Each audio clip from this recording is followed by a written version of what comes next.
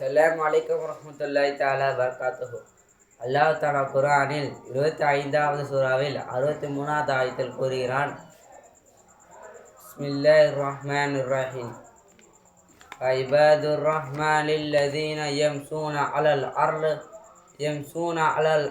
ஹுன்னா வ இதா ஹாத்தபஹுமுல் ஜாஹிலூன காலு ஸலாமா.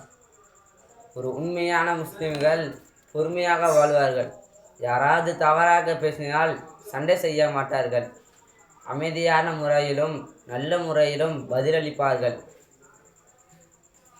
ஹதீஸ் திருமதி 1970. ஜாபிர் பின் அப்துல்லா ரலியல்லாஹு தஆலா அறிவிக்கிறார், அல்லாஹ்வின் தூதர் நபி ஸல்லல்லாஹு அலைஹி வஸல்லம் அவர்கள் கூறினார்கள், ஒவ்வொரு நன்மையும் ஒரு தானமாகும். நன்மைகளின் ஒன்று உங்கள் சகோதரர்களை புன்னகையுடன் சந்திப்பது.